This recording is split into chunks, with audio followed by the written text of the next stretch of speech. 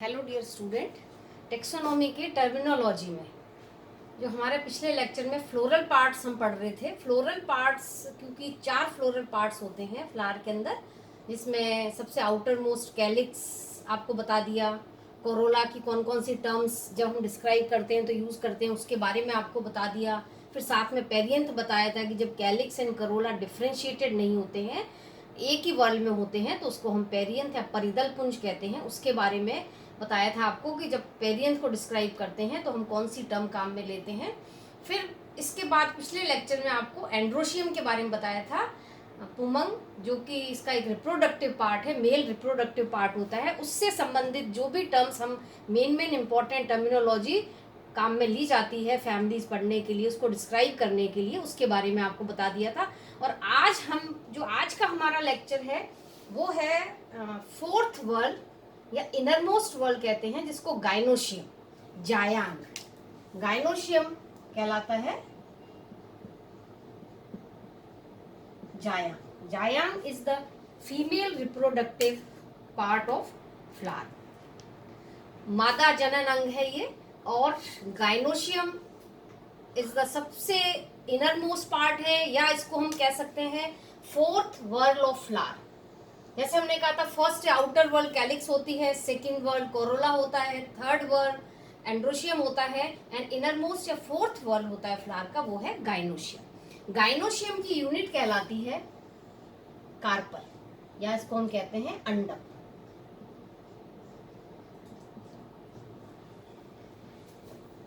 Carpel is differentiated into 3 parts, 3 parts में इसको divide किया गया है। फर्स्ट इज स्टिग्मा, फिर स्टाइल, और तीसरा पार्ट कहलाता है इसका ओवरी या अंडाशय।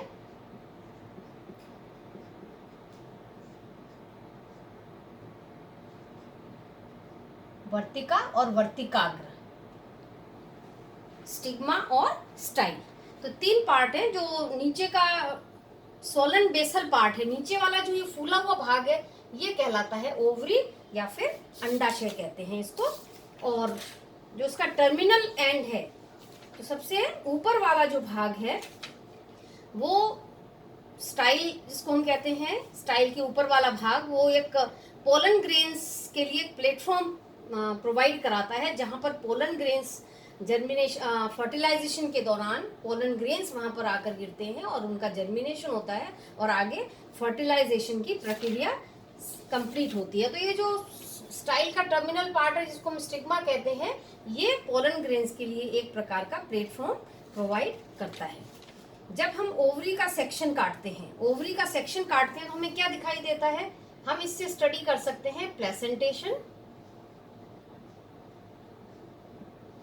हमें बीजांडा न्यास का पता चल जाता है, नंबर ऑफ कार्पल्स कितने हैं, अंडक की संख्या कितनी है, इसका पता भी हम टीएस ओवरी के द्वारा पता लगा सकते हैं। तो जब भी हम आगे गाइनोशियम की स्टडी करते हैं तो सबसे पहले हमें ओवरी का टीएस काटना पड़ता है, अंडाशय की हम उसका अनुप्रस्थ काटेंगे, उससे हमें ये पता चलेगा कि उसमें प्लेसेंटेशन कितने प्रकार, कौन से प्रकार का है, और कार्पल की संख्या कितनी है। उसके बेसिस पे on the basis of number of carpel, अंडक की संख्या के आधार पर हम पता लगाएंगे टाइप ऑफ ओवरी कैसी, अंडाशय किस प्रकार का है। मोनोकार्पलरी है, एक अंडपी है, बाई कार्पलरी है, द्विअंडपी, या ट्राई कार्पलरी है, त्रिअंडपी है, या टेट्रा कार्पलरी, नाम से ही है 4 अंडप होंगे, पेंटा कार्पलरी 5 अंडप होंगे, और जब 5 से ज्यादा अंडपों की संख्या होती है, कार्पल की संख्या होती है, तो उसे हम बहु अंडपी कहते हैं, मल्टी कार्पलरी ओवरी कहते हैं। इसके बाद आता है यदि कार्पल फ्री हैं, जैसे हमने कैलिक्स में भी पढ़ा था, पॉलीसेपेलस, पेटल्स में पढ़ा पॉलीपेटलस, इसी तरह से कार्पल के अंदर यदि कार्पल की संख्या 1 से ज्यादा है और ये कार्पल एक दूसरे से पृथक हैं, तो इसको हम कहेंगे एपोकार्पस कंडीशन या मुक्तांडपी, युक्तांडपी भी कहते हैं, मुक्तांडपी कहते हैं। और यदि कार्पल आपस में जुड़े हुए हैं, संयुक्त हैं, तो उसको हम कहेंगे सिनकार्पस या फिर संयुक्त अंडपी। जैसा यहाँ डायग्राम में बता रखा है, ये एक डायग्राम है टीएस ऑफ ओवरी का। अंडाशय का अनुप्रस्थ काट है ये, जिसमें आप देख सकते हैं लोक्यूल्स की संख्या दिखाई गई है। लोक्यूल का मतलब होता है कोष्ठक, सेप्टा पट, कार्पल, अंडक, और बीच वाला जो भाग है ये कहलाता है प्लेसेंटा, बीजांडासन।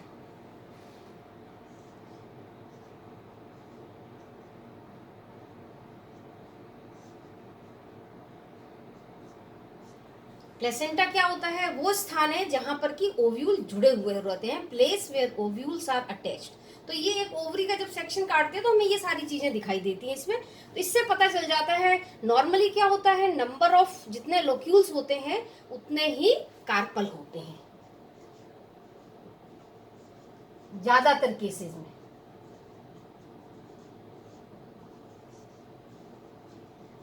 हमेशा ऐसा हो ये जरूरी नहीं है, कई बार फॉल सेप्टम भी बन जाता है, उसकी वजह से लोक्यूल की संख्या बढ़ जाती है। नॉर्मली जो जितने कोष्ठक होते हैं उतनी ही संख्या कार्पल की होती है। और यदि ये कार्पल के बीच में सेप्टा पाया जाता है, मान लीजिए यहाँ पे ये 3 चैम्बर दिखाई दे रहे हैं, 3 लोक्यूल दिख रहे हैं, इसका मतलब ओवरी कैसी है? ट्राई कार्पलरी है। और तीनों कार्पल आपस में जुड़े हुए हैं तो ट्राई कार्पलरी है, और साथ में सिन कार्पस अवस्था इसके अंदर है, संयुक्त अंडपी अंडप आपस में जुड़े हुए हैं।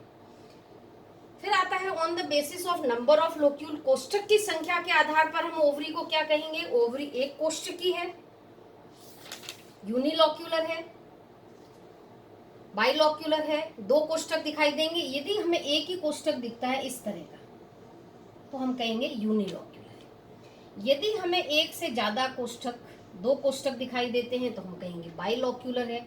यदि हमें 3 कोष्ठक दिखाई देते हैं सेक्शन काटने पर तो हम कहेंगे ट्राइलोक्यूलर है, त्रिकोष्ठकी है। और यदि 4 कोष्ठक दिखाई देते हैं तो हम कहेंगे ये टेट्रालोक्यूलर है। और 5 कोष्ठक दिखाई देते हैं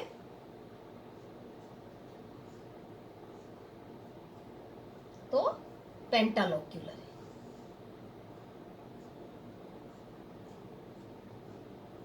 और 5 से ज्यादा यदि कोष्ठक हैं तो ये मल्टीलोक्यूलर कहलाती है, बहुकोष्ठकी कहलाती है। एक चीज यहाँ पे और आपको मैं बता देती हूं, on the basis of floral part जो पोजीशन होती है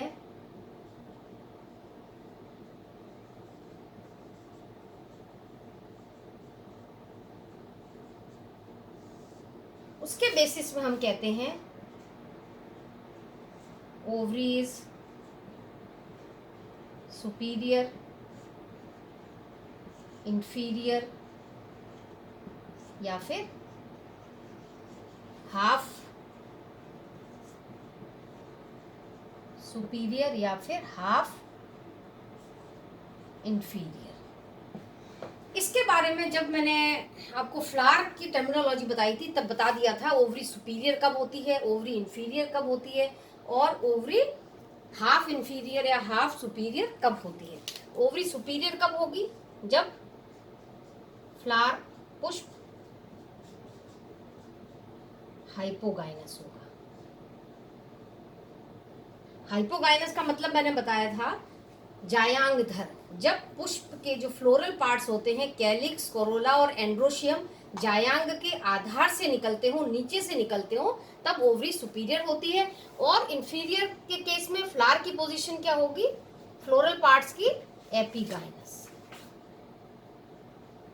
जायांगोपरिक। यदि फ्लोरल पार्ट्स जायांग के ऊपर से उत्पन्न होते हो, ऊपर से डेवलप होते हो, तो उसको हम कहते हैं एपिगाइनस। और हाफ सुपीरियर या हाफ इंफीरियर के लिए हम टर्म काम में लेते हैं यदि पेरीगाइनस फ्लावर है तब हम कहेंगे ओवरी सुपीरियर है या फिर ओवरी इंफीरियर है। ये आपको बताया था जब जो फ्लोरल पार्ट्स हैं कैलिक्स, करोला, एंड्रोशियम, ओवरी के न तो ऊपर से उत्पन्न होते हैं और न ही नीचे से निकलते हो, तब हम कहेंगे ओवरी या तो हाफ सुपीरियर है या फिर हाफ इंफीरियर है। सुपीरियर ओवरी फैमिली मालवेसी के अंदर मिलती है। इंफीरियर आपको बताया था एस्ट्रेसी फैमिली, और भी बहुत सारी फैमिलीज हैं इसमें।